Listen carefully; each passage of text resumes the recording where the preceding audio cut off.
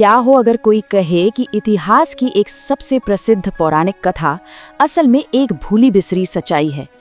चलिए आज हम एक ऐसे ही गहरे रहस्य की पड़ताल करते हैं जहां मिथ और आर्कियोलॉजी यानी कि पौराणिक कथाएं और पुरातत्व एक दूसरे से मिलते हैं। ये कहानी है द्वारका की, समुद्र की गहराइयों में खोए हुए एक शहर की। तो कहानी शुरू होती है साल 1983 से। जगह है अरब सागर की शांत गहरी लहरें। यहाँ कुछ गोताखोर एक अनजानी खोज पर निकले थे और उन्हें जो मिला, यकीन मानिए, उसने पूरी दुनिया को हैरान कर दिया।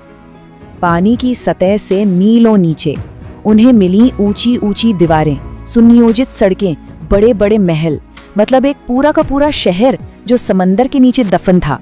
सोचिए जरा, लहरों के नीचे खोया हुआ एक पूरा शहर। तो सवाल ये उठता है कि आखिर ये जगह क्या थी? यही सवाल इस पूरे विश्लेषण के केंद्र में है। तो चलिए इस रहस्य में थोड़ा और गहरे उतरते हैं, क्योंकि जो आर्कियोलॉजिस्ट थे उनका मानना था कि ये खोज कोई और नहीं बल्कि भगवान श्री कृष्ण का वो महान शहर द्वारका हो सकता है। देखिए, हमारे जो प्राचीन ग्रंथ हैं जैसे महाभारत और भागवत पुराण, उनमें एक ऐसे ही भव्य आलीशान शहर का जिक्र मिलता है। एक ऐसा शहर जिसे खुद श्री कृष्ण ने बसाया था। तो आखिर ग्रंथों में इस सुनहरे महानगर की कहानी क्या है? आइए जरा उसे समझते हैं। भागवत पुराण के हिसाब से ये कहानी मथुरा से शुरू होती है। हुआ ये कि जरासंध के 17 हमलों से तंग आकर श्री कृष्ण ने अपने लोगों को बचाने के लिए मथुरा छोड़ने का फैसला किया। उन्होंने समुद्र देव से प्रार्थना की कि वो उन्हें रहने के लिए जमीन दे। समुद्र देव ने खुश होकर उन्हें 12 योजन जमीन का एक टुकड़ा तोहफे में दिया, जिस पर देवों के आर्किटेक्ट विश्वकर्मा ने एक शानदार शहर बनाया, द्वारका। और हाँ, ये कोई मामूली शहर नहीं था। ग्रंथों में तो लिखा है कि इसकी प्लानिंग इतनी जबरदस्त थी कि आज के मॉडर्न शहर भी इसके सामने फीके पड़ जाएं। यहाँ सोने के चमकते हुए महल थे, बड़े बड़े गेटवे और सुंदर बाग बगीचे थे।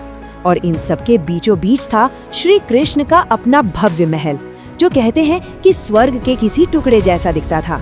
लेकिन कहते हैं ना, हर अच्छी कहानी में एक मोड़ आता है, और इस सुनहरे शहर की किस्मत में भी पतन लिखा था। एक ऐसा पतन जो 2 श्रापों से शुरू हुआ। तो द्वारका के बर्बादी की वजह बने 2 श्राप।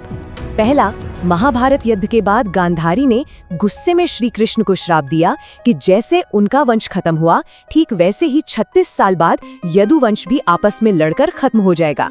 और दूसरा श्राप ऋषियों ने दिया कृष्ण के बेटे सांब को। सांब ने मजाक में गर्भवती महिला का रूप धरा था, तो ऋषियों ने श्राप दिया कि वो एक ऐसे लोहे के मूसल को जन्म देगा जो पूरे यदुवंश की तबाही का कारण बनेगा। और फिर ठीक 36 साल बाद वो हुआ जिसका डर था। गांधारी के श्राप की वजह से यदुवंशी नशे में धुत होकर आपस में ही लड़ने लगे और मारे गए। उधर ऋषियों के श्राप वाला मूसल एक शिकारी के तीर में बदल चुका था। उसी तीर से जरा नाम के एक शिकारी ने गलती से श्री कृष्ण पर वार कर दिया और कृष्ण ने अपनी देह त्याग दी। जैसे ही ये खबर अर्जुन तक पहुंची, वो द्वारिका आए और बची हुई महिलाओं और बच्चों को बाहर निकाला। और कहते हैं कि जैसे ही शहर खाली हुआ, पलक झपकते ही समुद्र ने पूरी द्वारिका को अपनी लहरों में समा लिया। तो जब द्वारका समंदर में विलीन हो गई, तो क्या उसकी कहानी भी बस एक मिथ, एक पौराणिक कथा बनकर रह गई? यहीं से कहानी विज्ञान की तरफ मुड़ती है। अब देखते हैं कि साइंस और आर्कियोलॉजी ने इस पौराणिक शहर के सबूत खोजने के लिए क्या क्या किया। कई सदियों तक, मतलब सदियों तक द्वारका को बस एक कहानी ही माना गया। किसी ने इसे गंभीरता से नहीं लिया। लेकिन फिर 1930 के दशक में सबूतों की असली खोज शुरू हुई। पहली कोशिश हुई 1963 में, जब कुछ पुरानी कलाकृतियां और मूर्तियां मिली। लेकिन असली गेम चेंजर साबित हुआ 1983 से 1990 का अंडर वाटर मिशन, जिसे लीड कर रहे थे डॉक्टर SR राव। उन्हें शहर की नींव, मजबूत दीवारें, खंबे और यहाँ तक कि सिंचाई की व्यवस्था के सबूत भी मिले।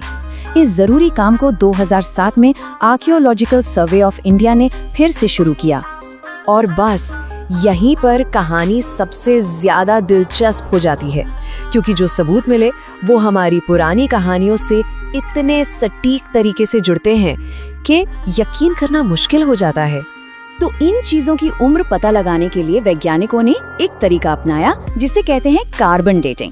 सीधे सीधे समझें तो ये किसी भी पुरानी चीज की बर्थ डेट बताने का एक साइंटिफिक तरीका है, ये माप कर कि उसमें रेडियो एक्टिव कार्बन कितना बचा है। आप जरा इस पर गौर कीजिए, ये बहुत जरूरी है। महाभारत में ग्रहों की चाल के हिसाब से युद्ध का समय निकाला गया करीब करीब 3126 ईसा पूर्व, और जो चीजें पानी के नीचे मिली, कार्बन डेटिंग से पता चला कि वो भी 3500 साल से ज्यादा पुरानी है। देख रहे हैं, ये दो अलग अलग टाइमलाइन नहीं है, ये एक ही कहानी की तरफ इशारा कर रही हैं। 12, बस ये एक नंबर। याद है हमने बात की थी कि भागवत पुराण के अनुसार समुद्र देव ने श्री कृष्ण को 12 योजन जमीन दी थी, और कमाल की बात ये है कि समुद्र के नीचे जो शहर के अवशेष मिले हैं उनका फैलाव भी ठीक 12 योजन ही है। अब इसे सिर्फ एक इत्तेफाक कहा जा सकता है क्या? तो अब तक हमने जो कुछ भी जाना उससे क्या पता चलता है, और कौन से सवाल हैं जो आज भी जवाब मांग रहे हैं? चलिए इस पूरी पहेली को समेटते हैं। तो सबूत क्या कहते हैं? पहली बात कि उस जगह पर वाकई में एक बहुत ही डेवलप शहर था। दूसरी, उसका टाइम और महाभारत का टाइम मैच करता है। तीसरी, उसका साइज भी पौराणिक कथाओं के वर्णन से मिलता जुलता है। और वहाँ जो इतने सारे लंगर मिले हैं वो बताते हैं कि वो एक बहुत बड़ा बंदरगाह रहा होगा। लेकिन एक बड़ा सवाल आज भी अपनी जगह खड़ा है। देखिए, साइंस कहता है कि समुद्र का लेवल धीरे धीरे बढ़ता है, इसमें सदियां लग जाती हैं। पर महाभारत में क्या लिखा है? लहरों ने अर्जुन की आंखों के सामने पल भर में पूरी द्वारका को डुबो दिया। तो ये अचानक कैसे हुआ? ये वो राज है जो आज भी समंदर की गहराइयों में दफन है। तो आखिर में ये सवाल तो उठता ही है कि अगर द्वारका सच है तो हमारी कितनी और पौराणिक कथाएं असल में इतिहास हैं जो बस खोजे जाने का इंतजार कर रही हैं। शायद मिथ और हिस्ट्री के बीच की लकीर उतनी मोटी है ही नहीं जितना हम समझते आए हैं।